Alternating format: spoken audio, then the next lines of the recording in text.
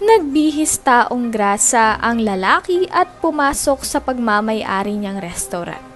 Subalit laking gulat niya sa nasaksihan ng kanyang mga mata. Magandang araw sa inyo mga kaserye. Ngayon ay buklatin natin ang panibagong pahina na naglalaman ng paksang Pangarap ni James.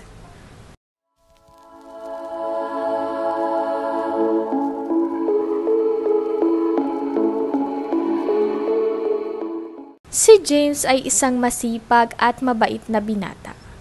Palagi siyang may karangalang noong siya ay nag-aaral pa lamang ng high school.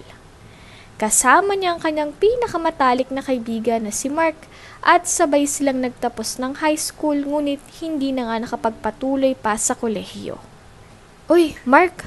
Natapos na natin tong high school. Anong plano mo ngayon? Ako kasi, baka di na ako magpatuloy sa pagkokolehiyo. Kasi sobrang hirap na ng buhay eh.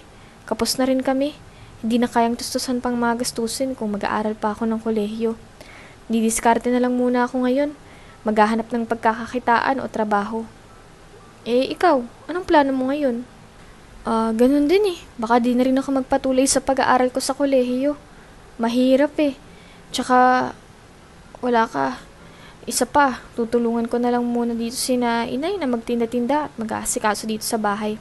Mahirap nang mag-isa lang si nanay dito, tsaka nagkakaedad na. Mas okay lang din na ako ang gumawa muna ng mga ginagawa niya.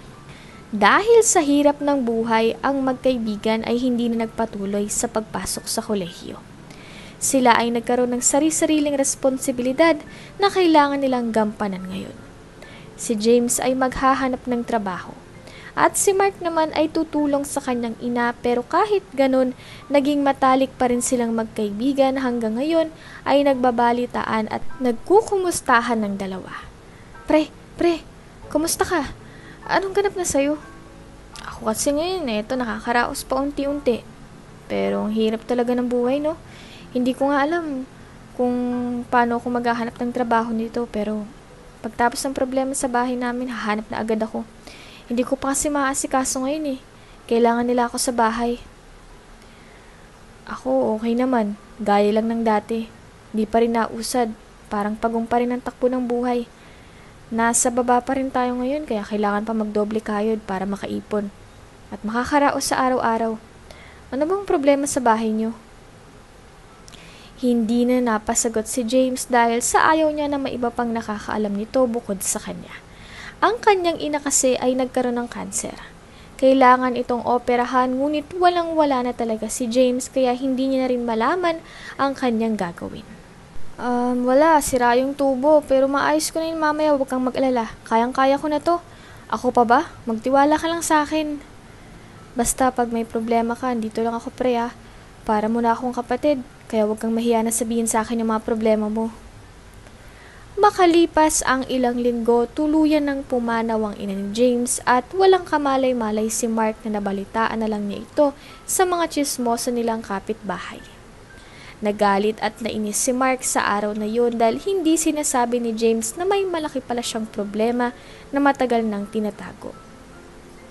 Si Mark din kasi ang paboritong kausap ng nanay ni James na sila na ang madalas na nagkukulitan at nagtatawanan. Para na ring anak ang turing niya dito kaya ganun na lang ang galit ni Mark kay James. Bakit ka naman ganyan, James? Kala ko ba kaibigan mo ko? Matalik na kaibigan. Bakit di mo sinabi sa akin na ganito na palang laging ni tita? Hindi man lang ako nakapagpaalam sa kanya. Tagal mong tinago sa akin to, James. Bakit? Ayoko nang mag-isip ka kay inay. Kaya tinago na lang namin to. Sa kahit sino. Kami lang dalawang nakakaalam ng sekreto na to. Kaya humihingi ako ng tawad kung di ko sinabi sa'yo.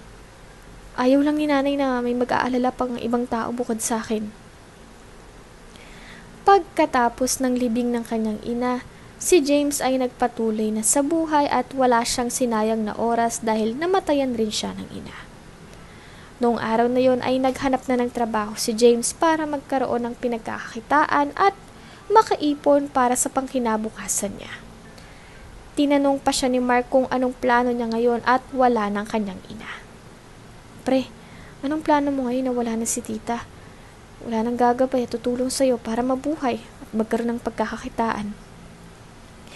May maliit na naiwan sa akin si inay. Ito ang gagamitin ko na pera para maghanap ng trabaho. Kahit papaano, malaking naitulong sa akin ng pag-iipon dahil may madudukot ako ngayon para sa panggastos ko sa pang-araw-araw. Makalipas ang araw na din na yun ay nagpunta siya sa kanyang kaibigan na si Mark para sabihin na maghanap na siya ng trabaho sa bayan nila.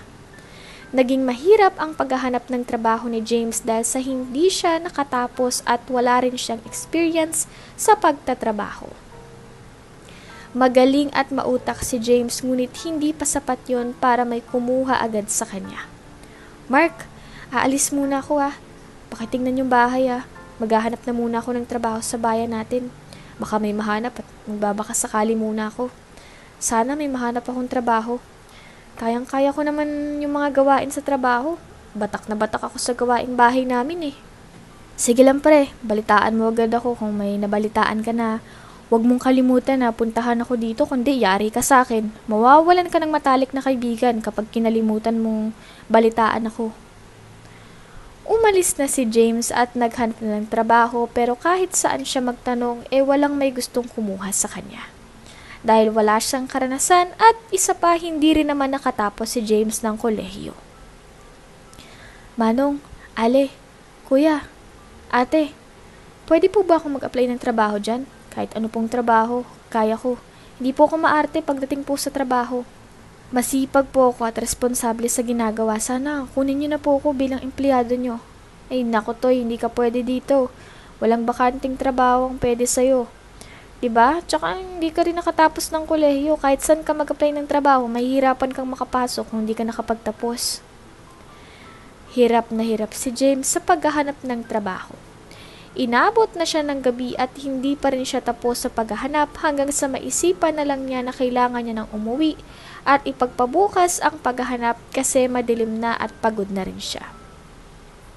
Bago siya umuwi sa bahay niya ay dumaan muna ito kina Mark para magsabi kung anong nangyari sa kanya.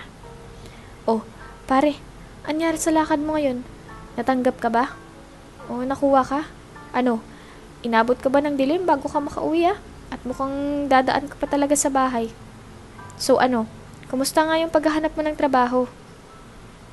Wala pa rin Gats. Hirap makahanap ng trabaho. Puro sila hindi ka graduate ng kolehiyo. Kaya hindi nila ako tatanggapin. Paano naman yung tinapos kong high school? Ano yun, basura na lang? Kasi di ako nakapagtapos ng kolehiyo. Grabe naman yung standard nila para makapasok sa trabaho. Ang taas ng standard ng Pilipinas pagdating sa mga ganito. Pero yung sasahurin mo naman, kakarampot lang. Lahat sila hanap, nakatapos ng kolehiyo. Nakakainsulto, parang walang kwenta na nagtapos rin ako ng high school.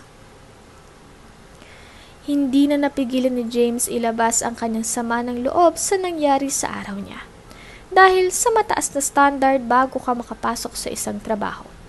Palagi ang kailangan na meron ka ay diploma, na ikaw ay nakatapos ng kolehiyo. Ganon kataas ang standard sa Pilipinas. Niyakap na lang ni Mark ang kanyang kaibigan upang gumaan ang pakiramdam niya. Halika rito pre, isang mahigpit na yakap para sa'yo. Alam kong pagod na pagod ka ngayon at wala nang gagawa ng pagyakap na to sa'yo, kaya ako na lang ang gagawa nito. Palagi yan para sa'yo, huwag kang mahihiya sa akin. Para na tayong pinagbiyak na buko Kaya huwag kang mahihiyang magsabi sa akin ng problema mo. Dadamayan kita dyan. Maraming salamat pre, laking tulong ng yakap at pakikinig sa mga sinasabi ko. Ibang gaan ang nararamdaman ko dahil doon. Yaan mo, hindi ako susuko hanggat wala pa akong trabaho. Pagsisikapan kong makakuha ng trabaho para makaipon at makabawi-bawi sa'yo pre. Makalipas ang araw na iyon ay agad na umalis si James pagkatapos nitong mag-almusal. Hindi na ito naghintay ng ibang oras para maghanap ng trabaho. Ayaw ni James na nasasayang ang bawat oras niya. Gusto niya ay nagagamit niya ang lahat ng ito. Ganyan kapursigido si James para umangat siya sa buhay. Manong, Ale, pwede po ba akong mamasukan bilang empleyado niyo po dyan? Kaya kong maglinis, magluto, at iba pa, di rin ako maarte sa trabaho. Kahit anong trabaho po yan. Basta malinis papasukan ko po. Kahapon pa po ako naghahanap ng trabaho. Wala rin pong kumukuha sa akin hanggang ngayon eh. Pasensya na, iho. Wala eh, kung may diploma ka lang sana. Nakatapos ka ng kolehiyo, baka napasok na kita dito sa branch na to, kaso wala ka nun eh. Hindi kasi kami natanggap ng walang mga diploma, kaya pasensya ka na ha. Lumubog na ulit ang araw ay wala pa ring tumatanggap kay James. Tila pinanghihinaan na siya ng loob na makakapagtrabaho pa siya. Gusto lang ni James na kumita at makaipon. Pero mukhang pinagdamot pa ito ng tadhana sa kanya. Pero kahit pa gano'n nandyan ang kaibigan niyang si Mark, para siya ay bigyan ng lakas ng loob para lumaban at magpatuloy lang sa laban na kinakaharap niya ngayon. Pre, mukhang negative na naman yung lakad mo ngayon ah. Halata sa mukha eh, parang pinagsakluban ng langit at lupang mukha mo sa sobrang bagsak. Huwag mo sabihin, didibdibin mo na naman yung problema, pre. Kayang-kaya mo yan, ikaw pa ba madadaan sa diskarte yan? Baka kahanap ka rin ng trabaho. Baka di lang talaga yun yung para sa'yo. Baka may ibang opportunity na nag-aabang sa'yo, di ba? Kaya wag kang susuko. Mark, maraming salamat ha. At andyan ka. Di ko na alam ang gagawin ko kung wala ka dyan sa tabi ko. Ikaw na lang yung mapupuntahan ko simula nung nawala si mama. Ikaw na lang din ang nagpapalakas ng loob ko ngayon. Dahil sa mga salita mong yan, makakabawi rin ako sa'yo pagdating ng panahon. Makalipas ang 1 linggo, naikot na ni James ang iba't ibang bayan hanggang sa nakakita na ito ng isang papel na may nakasulat na hiring pahinante. Agad-agaran na pinuntahan ni James ang nakasulat at nagtanong kung pwede ba itong mag-apply sa kanila. Natanggap din naman agad ni James ang trabahong ito. Mabait ang kanyang amo at makakasamang driver. Laking tuwa ni James sa pangyayaring ito sa sobrang tagal niyang naghahanap ng trabaho. Ay sa wakas nakahanap na rin siya kahit pa ito ay pagiging pahinante.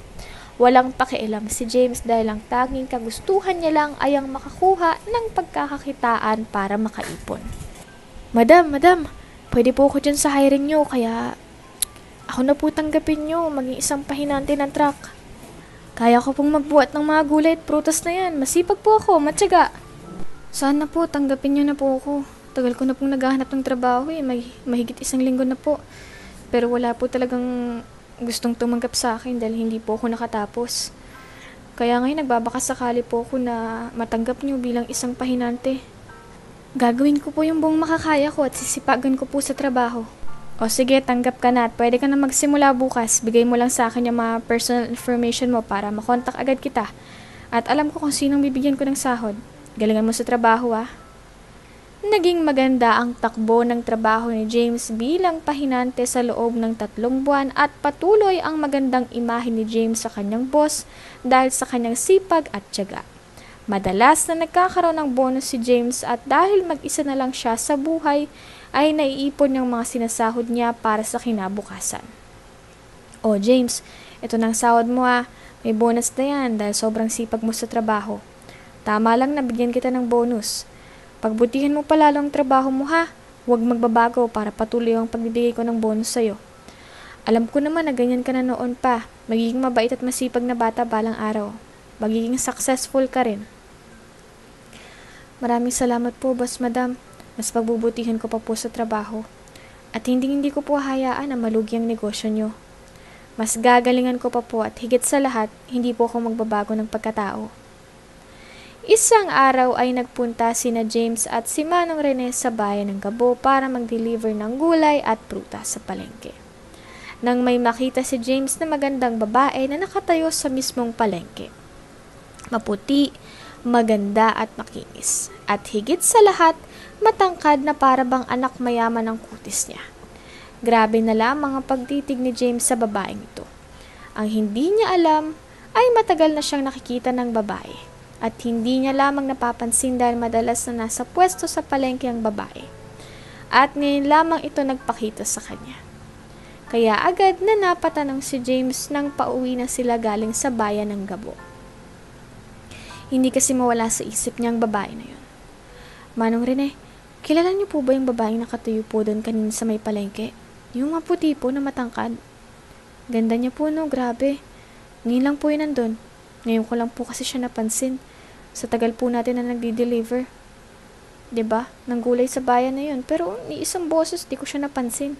Tanging ngayong araw lang po. Ah, si Colleen. Bakit? Trip po ba?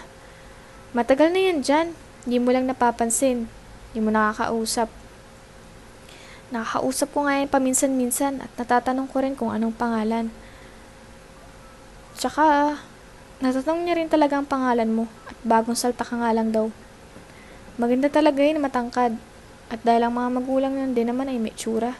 Pamilya nila, puro may itsura. Kaya hindi na nakakapagtaka nga si Colleen na magandang dalaga.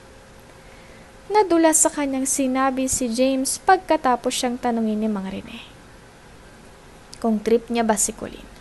Patay na patay si James kay Colleen at tila hindi na mawala sa isip niya ito matapos niyang makita ng personal ang babaeng iyon. Hinding-hindi na malilimutan ni James si Colleen na para siyang na love at first sight sa sobrang nakakabighani ng kagandahan ni Colleen. Si Colleen din ay maraming manliligaw sa kanilang bayan. Kaya tawag sa kanya ng kanyang mga magulang ay ligawin na bata dahil sa dami ng nabisita sa bahay para lang ligawan itong si Colleen. Minsan nga ay inaasar na siya dahil imbis na siya ay matutulog na may naririnig na lamang siyang tunog ng gitara at sasabihin sa kanya ng kanyang ama na kung ayaw matulog ay magpatulog na lang. Pabiro nitong sinasabi at inaasar siya na pengi ng chocolates. Masiyahin ng pamilya ni Colleen, pero strikto ang papa nito pagdating sa mga manliligaw niya. Opo, maganda nga po at matangkad si Colleen. Ah, Colleen pala yung pangalan niya. Pati pangalan pala yung napakaganda. Bagay na bagay sa kanyang itsura. Hoy James, kumalma ka. Si Colleen lang yan. Makikita mo rin siya. Pagbalik niyo ng bayan ng Gabo. Pagbalik ni James ng bayan nila, ay agad-agad itong nagpaalam sa driver at sa boss nito kung pwedeng mahiram ang truck na ginagamit niya at susunod na araw pupuntang bayan ng Gabo. Pumayag naman ang boss madam ni James at pagkatapos nito ay dumiretso na siya papunta sa kanyang kaibigan para sabihin at magpatulong kung paano manligaw. Mark, tao po, andyan po ba si Mark? O pre, halika rito. Bilisan mo, may kukwento ko sa'yo. Alam mo ba kanina? Nanggaling kami sa bayan ng Gabo, may nakita akong isang magandang babae, pre, as in maganda. Maputi, makinis at matangkad. Kung makikita mo lang din talagang, ay naku, mapapanganga ka sa sobrang ganda. Kaya nga rin pala ako nandito para magpatulong manligaw ko sa'yo. Gusto ko kasing ligawan yun, pre. Para akong na love at first sight sa kanya. Nanghiram na ako ng truck sa boss ko. Pumayag naman siya.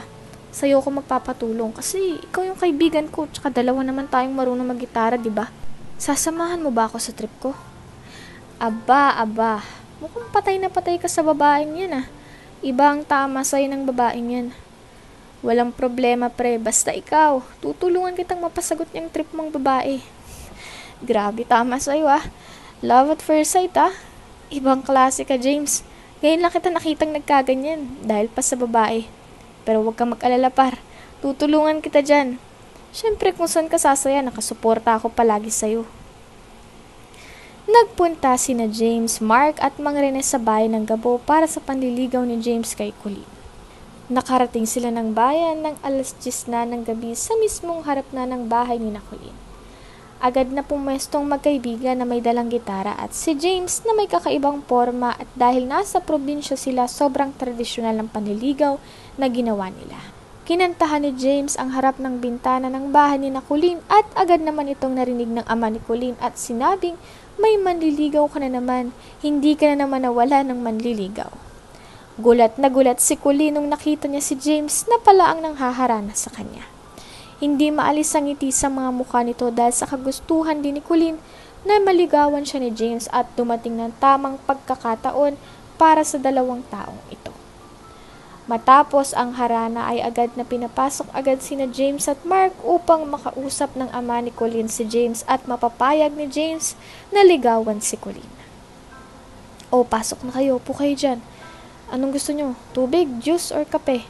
Kuha mo sila doon ang gusto nila Colleen habang kinakausap ko na rin sila. Sinong manliligaw ni Colleen? Ang anak ko. Ikaw pala. Kapag ba pinayagan kong manligaw ka, Ano bang mapapala sa'yo ng anak ko? At isa pa, nakakasiguro ba ako na hindi mo pababayaan ang anak ko? Yes po, ako po yun, ako po si James. Bilang manliligaw po ni Colleen, magiging maingat po ako sa mga kilos ko. Nagagawin ko at pinapangako ko po na aalagaan ko po ng todo ang anak niyo po. Promise po yan, makakaasa po kayo dyan. Wag na wag po kayo mag-aalala kung papayagan niyo po ako na ligawan ng anak niyo. Matapos ang mahabang pag-uusap ni Colleen at James ay umuwi na ito dahil maghahating gabi na at baka mapahamak pa sila sa daan dahil sa sobrang dilim. Sa kabila ng mga nangyari, pinayagan ng ama ni Colleen ang batang si James na ligawan si Colleen at iba na ang naging saya ni James nang mismong ang ama ni Colleen ang nagbigay ng permission na ligawan siya. Sa kabilang banda, hindi rin maipenta sa mukha ni Colleen ang saya na nadarama niya. Dahil sa pagbibigay ng pahintulot ng ama niya na ligawan siya ng taong gusto niya. Nang makauwi ang magkaibigan ay agad itong nagpahinga at makalipas ang gabing yun ay nagkwentuhan sila tungkol sa mga nangyari kagabi. Grabe ka tol, totoo nga yung sinasabi mong ang ganda ni Colleen. Ibang klase kang umanap ng liligawan mo. Pati ako nagulat nung nakita ko siya nang mahalapitan. Sa personal para siyang diwata. Magkakajowa ka ng diwata para huwag kang aatras ha. Ilaban mo yan si Colleen. Bihira ka lang makakita ng ganyan. Siyempre, sabi ko naman sa'yo huwag kang mag-aalala par. Hindi ko papabayaan yan si Colleen. Kahit ano pa man ang mangyari, aalagaan ko yan. Gaya ng pag-aalaga ko sa'yo. Diba? Nung yung ina natin. Makalipas ang ilang taon ay sinagot na ni Colleen ang manliligaw niya na si James. Hindi makapaniwala ang binata dahil sa mismong kaarawan pa siya ng magiging kanyang kasintahan na si Colleen. Naging consistent si James sa panliligaw at pag-aalaga kay Colleen kaya sa ilang taon na panliligaw nito ay natuldukan na ni Colleen dahil sa araw ng birthday ni James ay magiging magkasintahan na silang dalawa. James, happy birthday! Maraming salamat sa pag-aalaga mo sa akin at sa pag-intindi mo bawat oras. Ikaw ang tumagal sa ugali ko bukod sa tatay ko. Salamat sa lahat-lahat. Sana isa to sa pinakamasayang kaarawan mo dahil sinasagot na kita. Maraming salamat. Ha? Tama ba yung narinig ko? Grabe. Isa na to sa pinakamagandang birthday gift na natanggap ko. Hindi ko alam kung ano masasabi ko pero I love you, Colleen. Ginulat mo naman ako. Totoo ba talaga yun? GF na kita. Grabe ang worth it. Lahat ng paghihintay at sakripisyo ko dahil ikaw ang kapalit ng mga to. Sa pagtagal ng panahon, napag-isip-isip ni James na mag-ibang bansa dahil hindi na sapat at nakukulangan na siya sa mga sinasahod niya sa pagiging pahinante. Kahit pa itinaas ang sweldo niya ay nagkukulang pa rin. Kaya kinausap niya si Colleen sa magiging desisyon niya na mag-ibang bansa na rin muna. Kahit ayaw at takot si Colleen ay wala siyang magawa kundi pumayag na lang dahil para rin naman sa kinabukasan nila ito. At para makaipon din si James ng para sa sarili niya. Mahal, may sasabihin ako sa'yo. Matagal ko na rin tong pinaplano Alam kong mahirap tong naging pasya ko. Pero kailangan din kasi. Maliit lang kasi kinikita ko bilang pahinante dito sa Pilipinas. Kaya gusto ko sanang mag-ibang bansa para makaipon ako. At magkaroon ng mataas na sahod kahit pa mababa ang pinag-aralan ko. Totoo ba to? Mukhang planado mo na rin ang lahat, James Nakakainis lang, ngayon mo lang sinabi sa akin na nagpaplano ka pala na aalis ka ng bansa. Pero wala na naman akong magagawa. Natatakot lang ako na baka may mahanap pong iba doon. At ipagpalit mo ako. Isa pa, wala ka na sa tabi ko. Mamimiss kong lahat ng corny jokes mo at ang kulit mo. Pasensya na, mahal. Pero huwag kang mag-alala. Ipagbibilin kita sa matalik kong kaibigan na si Mark. Tsaka hindi kita ipagpapalit sa mga taga dun. Iisa lang ang ganda mo, mahal. Tandaan mo yan ha. Mahal na mahal kita. Babalik din ako agad kaya ingatan mo palagi ang sarili mo. At huwag kang umiiyak. Tatawagan kita palagi. Si James ay tuluyan ng umalis ng Pilipinas. Nakipagsapalaran sa ibang bansa para mas kumita ng malaki at makaipon dahil nagpaplano rin si James na magtayo ng kanyang sariling negosyo. Nagtrabaho si James bilang isang driver sa isang kumpanya. May kalakihan ang naging sahod niya rito pero may kahirapan ang trabaho niya dahil mabibigat at babasagin ng mga bagay ang bitbit ng kanyang minamaneho. May nakasama rin siyang isang Pilipino sa lugar kung saan siya nagtatrabaho. Nagkwentuhan sila tungkol sa buhay nila sa Pilipinas at kung bakit nila naisipan na umalis at makipagsapalaran sa ibang bansa. Uy, kababayan, kumusta ka? Pilipino ka rin pala. Gaano ka nakatagal nagtatrabaho dito? Mukhang parehas lang tayo ng karanasan ah. Maliit lang ang sahod sa Pilipinas, no? Mabigat din ang trabaho, kaya nakipagsapalaran dito sa ibang bansa, kahit mabigat ang trabaho. May malaki naman na sinasahod. Kapalit lang talaga nito, yung mawalay sa mga mahal mo sa buhay. Kabayan, Pilipino ka rin pala. Okay naman ako dito. Mahigit 5 taon na ako dito eh. Ang hirap kasi ng buhay sa bansa natin. Kahit anong pagsusumikap mo, hindi ka aangat dahil maliit na nga talagang sinasahod. Ang tataas pa ng mga presyo ng bilihin.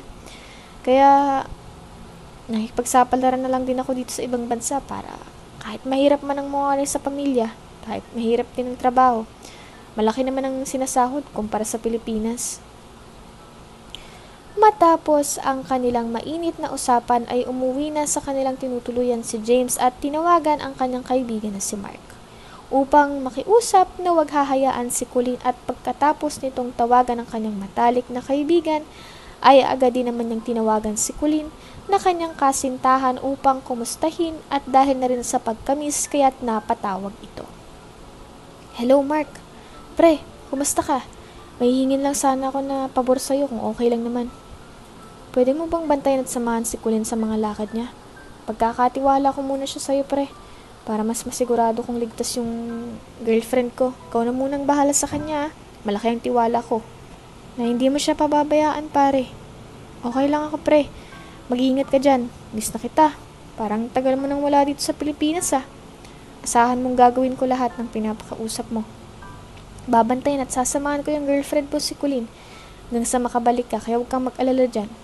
Pagkatapos ng pag-uusap nila ng kanyang kaibigan na si Mark ay sunod naman itong kinausap ang kanyang kasintahan na si Colleen upang kumustahin at sabihin na si Mark muna ang tutulong at sasama sa mga lakad. Mahal, kumusta ka naman? Miss na kita. Nga pala, si Mark muna ang tutulong sa'yo sa mga kailangan mo dyan ha. Sasama yun sa'yo sa mga lakad mo. Huwag kang mag-alala mahal. Hindi ka pababayaan ng matalik kong kaibigan na yun. Nasabi ko na rin sa kanya na samahan ka niya sa bawat oras na nagpapasama ka at hihingi ng tulong. Magtiwala ka lang dun. Dahil siyang tutulong sa'yo habang wala pa ako at hindi pa nakakauwi sa Pilipinas. Kailan ka ba uwi, mahal? Miss na kita. Gusto na kita makasama ulit pero wala akong magagawa dahil wala ka naman. Si Mark, wala naman problema kung siya muna tutulong sa akin o sasama sa mga bagay-bagay. Basta sinabi mo na paniniwalaan ko yan. Basta wag mo nga hayaan na may masamang mangyari sa'yo dyan ha. Mag-iingat ka dyan, mahal. Habang tumatagal si James sa ibang bansa at ang patuloy na pagtulong ni Mark kay Colleen ay unti-unti nang nagkakaroon ng ibang kahulugan. Unti-unti nang nahuhulog si Mark kay Colleen at maging si Colleen ay unti-unti na rin nahuhulog kay Mark. At sa sobrang tagal na panahon na magkasama na sila, kaya na rin nangyayari ang mga bagay na ito. Walang kaalam-alam si James sa mga nangyayari sa kanyang matalik na kaibigan at kasintahan. Colleen, sasabihin sana ako sa'yo. Alam kong mali ito, pero hindi ko mapigilan at kailangan ko na rin sabihin sa ito. Unti-unti na ata ako nahuhulog sa'yo, Colleen. Mali ito, pero hindi ko mapigilan. Dahil na din sa araw-araw natin na pagsasama, kaya ako siguro nararamdaman. Patawarin mo ko. Huwag kang humingi ng tawad. Pareho tayong nagkasala dahil pati ako nahihirapan na rin sa kung anong tinitibok pa ng puso ko. Nakukonsensya ako sa kaibigan mo dahil hindi ko dapat nararamdaman to. Nahuhulog na rin ako sa'yo, Mark. Mali ito pero hindi ko rin mapigilan nararamdaman ko sa'yo. Kaya huwag kang humingi ng tawad. Dahil mahal na rin kita, Mark. Si Colleen at Mark ay itinuloy ang namumuong relasyon na meron sila. Kahit pa si Colleen ay nobya pa rin ang kaibigan ni Mark na si James. Wala silang magawa dahil mahal na mahal din nila ang isa't isa. Makalipas ang ilang buwan ay mas lalong lumalim ang kanilang pagmamahalan. Dumating pa nga sa punto na nagkaroon sila ng mas magagandang nabubuong memorya kesa sa dating karelasyon ni Colleen na si James. Masaya ang dalawa kaya Ipinagpatuloy lang nila ito ngunit patago pa kahit pa sa tuwing tumatawag si James sa kanilang dalawa ay parang wala lang nangyayari. Magaling na nagpanggap ang dalawa kaya sa tuwing nagpapadala si James kay Colleen ay grabe ang tuwa nito dahil napapakinabangan niya ito sa mga nagiging lakad nila ni Mark. Oh, ano na? Tara na babe. Shopping na tayo. Nakapagpadala na sa akin si James eh. Kain na rin tayo after natin mag-shopping. Swerte ko, pinapadalan pa rin niya ako. Wala naman siyang alam na di ko na siya mahal. At ang mahal ko ay ikaw na babe. Magpapanggap na lang ako na siya pa rin ang mahal ko para lahat ng gusto ko nabibigay niya pa rin sa akin. Tama yan babe. Bili ka ng bagong damit mo. Kain tayo. Diba? Yan ang gusto ko eh. Kain tayo ha. Mamasyal. Kasamang nag-iisang mahal ko. Sulitin na natin ng mga oras habang wala pa si James. Dahil baka kapag dumating si James, mahirapan na ako masolo ka pa ulit dahil sobrang tagal na ni James na hindi ka nakakasama at nakakabanding. Paniguradong solo na solo ka nun. Grabe pa naman ang pagmamahal sa'yo ni James. Makalipas ang taon na iyon ay nagbabalak ng umuwi si James dahil nakaipon na ito para sa kanyang binabalak na resto sa Pilipinas. Gusto niyang magtayo ng negosyo na restaurant. Kaya nang matapos ang kontrata ni James ay agad-agad din itong nag-impake at umuwi ng Pilipinas. Hindi na niya sinabihan si Colleen pero si Mark ay kanyang sinabihan dahil isusurprise ni James si Colleen sa kanyang pag-uwi. Pre, may sasabihin ako sa iyo ah. Pauwi na kasi ako ng Pilipinas ngayon eh pero huwag mo sabihin kay Colleen na uwi na ako. Dahil gusto ko siyang isurprise mamaya. Asahan ko yan pre ah. Sige pre, asahan mo hindi ko sasabihin kay Colleen na pauwi ka na ngayon. Tamang-tama na, sa bahay niyo siya, nagpapahingat. Kakauwi lang ata nun eh. Mag-iingat ka, mag-chat ka pre para masunduman lang kita kung gusto mo man. Alas 10 ng gabi nang makalapag ang eroplanong sinasakyan ni James at dahil doon nag-taxi na lang si James dahil hindi na rin nasagot ni Mark ang mga tawag at maraming bitbit na chocolate at ibang-iba pang pasalubong ang dala ni James para maging masaya ang mga ito sa kanyang pag-uwi. Taxi, tara na po. Mukhang balikbayan ka kuya, napakadami mo ba ng inuwing chocolate? Iba-iba pang pasalubong. Ilang taon na ba kayo sa ibang bansa? Mahigit 5 taon din ako nagtrabaho dun eh, kaya medyo naparami yung mga pasalubong na nabili ko. O eto po isang chocolate, bigay niyo po sa mga anak niyo at pamangkin. Mahigit 1 oras at kalahati rin ang naging biyahe ni James papunta sa kanilang bahay dahil nagpadyak pa ito papasok sa lugar nila. At nang makarating si James sa bahay nila ay agad na binuksan ni James ang pinto at laking gulat nito nang isorpresa siya ni Colleen at ni Mark sa bahay nito. Surprise! Kala mo kami ang isusurprise mo, hindi pwede yun. Dapat kami yung may pa-welcome home surprise sa'yo. Namiss kita ng sobrang mahal, buti naman at umuwi ka na. Tagal, mahigit 5 taon ka nang di umuwi. Sobrang namiss kita. Di kita nakikita at nakakasama. Di ko na nga alam ang gagawin ko sa tagal na yun eh. Paulit-ulit na lang pinagagawa ko sa buhay ko sa loob ng 5 taon.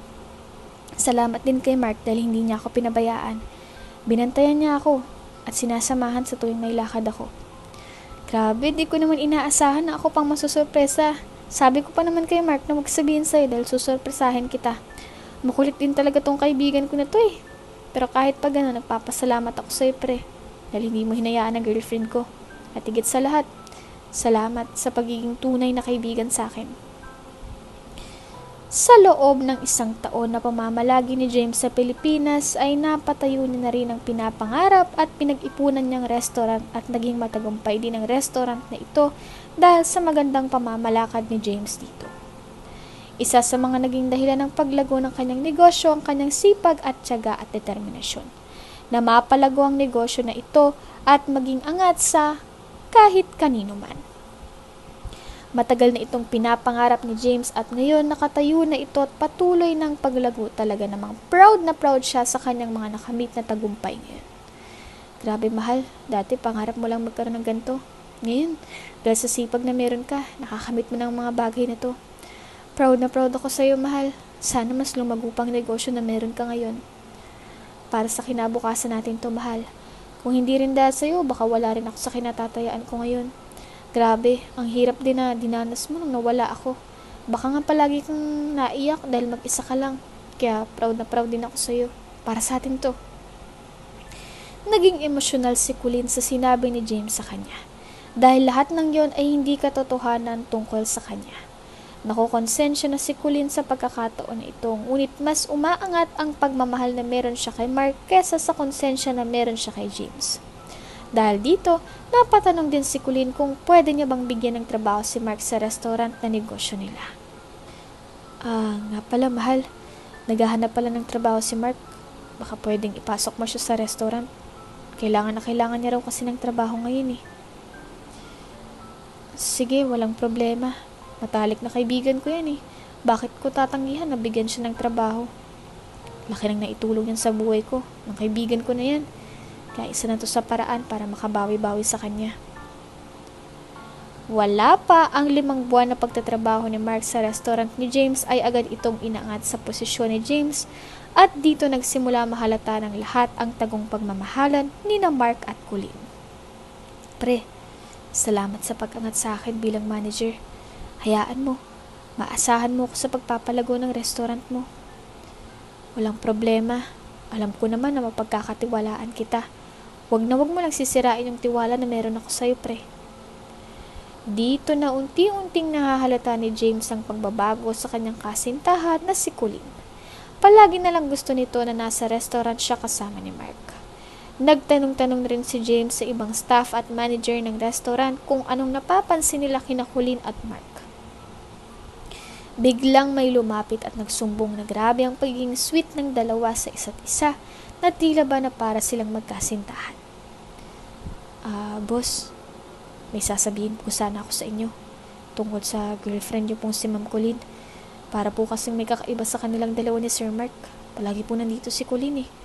Kapag naka-duty po si Mark, at hindi lang po yun, grabe rin po sila magkulitan at lambingan sa loob ng resto. Na para po sila yung magkasintahan na naghaharutan. Sobrang saya po nila sa isa't isa at hindi mo po sila mapaghihiwalay. Ganun ba? Sige, salamat at sinabi mo sa akin. Yahan mo ako nang bahalang gumawa ng paraan. Matapos marinig ang mga nasabi ng kanyang empleyado ay agad na gumawa ng paraan si James upang makumpirma kung totoo nga bang sinabi ng empleyado niya at kung totoo rin ang kanyang hinala. Agad na nagpunta si James sa isang beauty salon para magpa-makeup ng itsura ng isang taong grasa. Makalipas ang ilang oras ay natapos ng pagmi-makeup at nakita ng resulta ito ay di mo makikilalang si James dahil hawig na ito sa taong grasa. Agad na pumunta at pumasok si James sa resto kung saan nandun ang kanyang kasintahan na si Colleen katabi ang kaibigan na si Mark. At kitang-kita ng kanyang mga mata ang paghaharutan ng mga ito at nagtatawagan pa nga itong dalawa ng honey at babe at magkahawak pa rin ang kamay ng dalawa. Nakita siya ni Mark at itinaboy dahil akala nito si James ay totoong taong grasa dahil sa galit at inis. Hindi na magawa ni James na makapagtimpi kaya binura nito ang makeup niya. Ang sasama ng ugali niyo. Tagal ko kayong pinagkatiwalaan. Ikaw Colleen, akala ko naman tapat ka sa akin. Akala ko naman mahal na mahal mo ko. Lahat pala ng mga sinasabi ko kasinungalingan lang. At ikaw naman ang kapal naman ng mukha mo. Naahasin ang kasintahan ko. Pinagkatiwalaan kita kasi kala ko totoo ka sa akin. Isa ka rin pala sa mga basura dyan sa tabi-tabi.